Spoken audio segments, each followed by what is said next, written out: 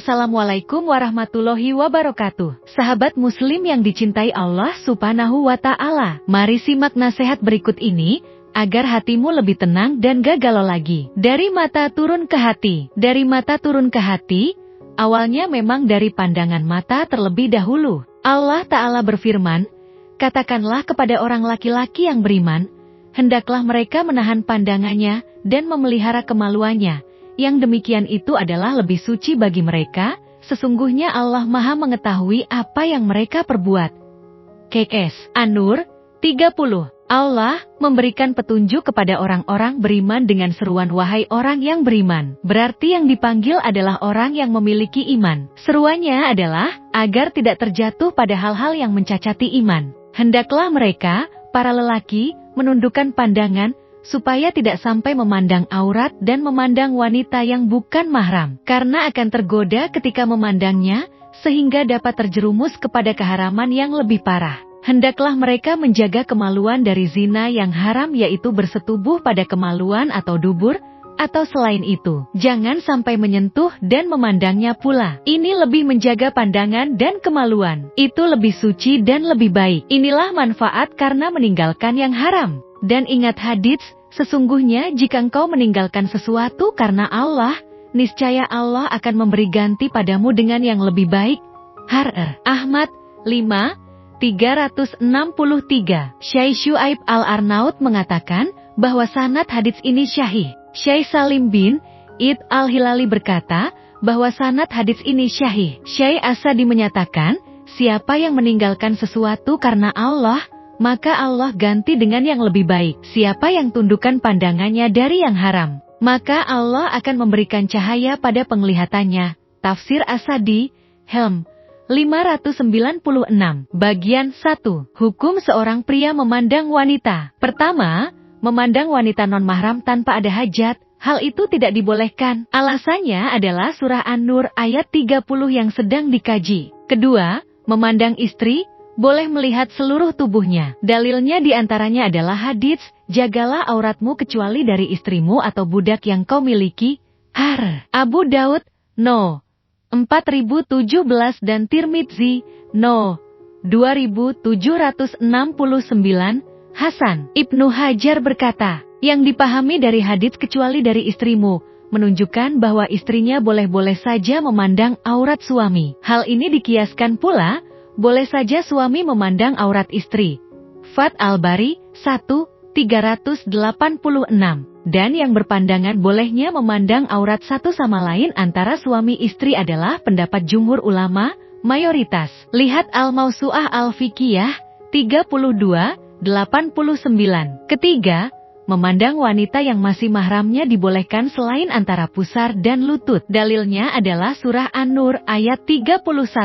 Keempat, memandang demi alasan ingin menikahi wanita. Hal ini dibolehkan yaitu dengan memandang wajah dan kedua telapak tangan. Dalam riwayat Muslim dari Abu Hurairah radhiyallahu anhu, ia berkata, aku pernah berada di sisi Nabi Shallallahu alaihi wasallam, lalu datang seseorang dan ia mengabarkan kepada beliau bahwa ia ingin menikahi wanita Ansyar. Lalu Rasulullah Shallallahu alaihi wasallam berkata padanya, apakah engkau telah nazar memandang dirinya? Belum, jawab dia. Rasulullah Shallallahu alaihi wasallam lantas bersabda, pergilah dan lihatlah baik-baik padanya, karena di mata wanita Ansyar terdapat sesuatu, yaitu mata wanita Ansyar itu berbeda dengan mata wanita lainnya, sehingga perlu dilihat agar tidak terkejut. At-Tadzib, Helm 175. Memandang wanita yang ingin dinikahi di sini hanya pada wajah dan kedua telapak tangan, karena tidak ada hajat untuk melihat anggota tubuh lainnya. Lihat At-Tadzib,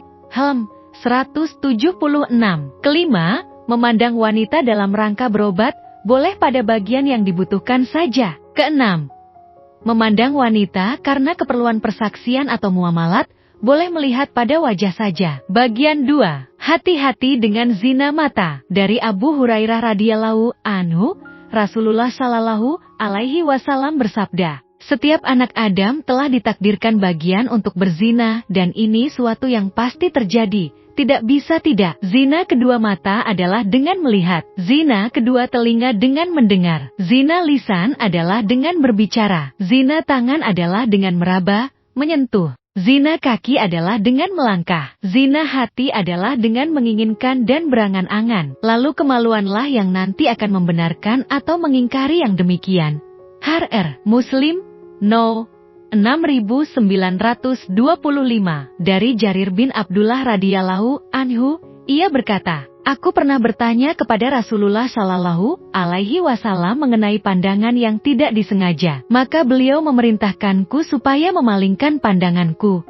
Har Muslim, No.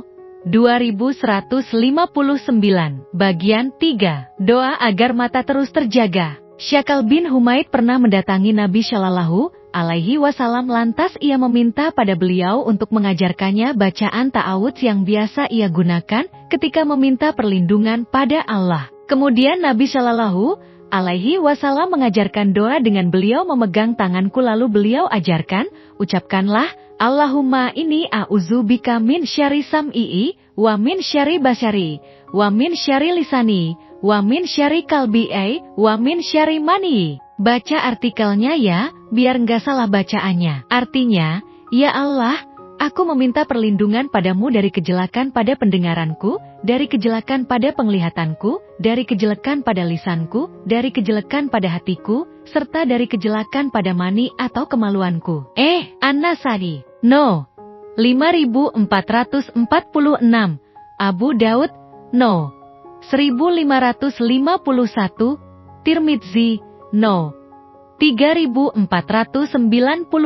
Al-Hafiz Abu Tahir mengatakan bahwa sanad hadits ini hasan. Bagian 4. Cuma karena ingin tundukkan pandangan, Rabi bin Qutsaim rahimahullah dikenal rajin menundukkan pandangannya. Suatu saat ia pernah melewati sekumpulan wanita. Ia tidak sanggup memandang wanita-wanita tadi. Yang ia lakukan adalah ia menundukkan pandangannya dan memandang dadanya sendiri. Sampai para wanita pun menyangka, jangan-jangan Rabi itu buta. Bagian 5. Semoga kita tidak bermaksiat di kala sepi. Dalam hadits dalam salah satu kitab Sunan disebutkan, dari Sauban, dari Nabi Shallallahu alaihi wasallam, ia berkata, sungguh aku mengetahui suatu kaum dari umatku datang pada hari kiamat dengan banyak kebaikan semisal gunung Tihamah. Namun Allah menjadikan kebaikan tersebut menjadi debu yang bertebaran.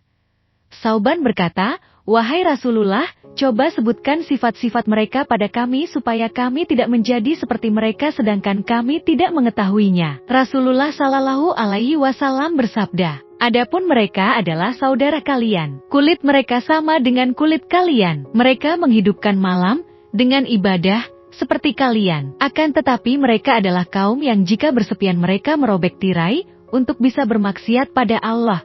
R.R. Ibnu Majah No. 4245.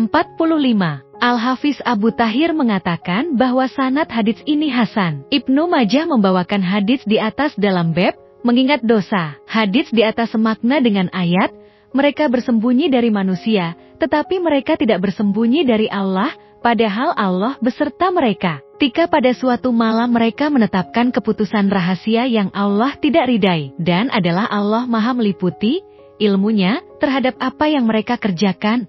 Ks. An-Nisa 108. Walaupun dalam ayat tidak disebutkan tentang hancurnya amalan. Semoga Allah memberi kita semua taufik dan hidayah.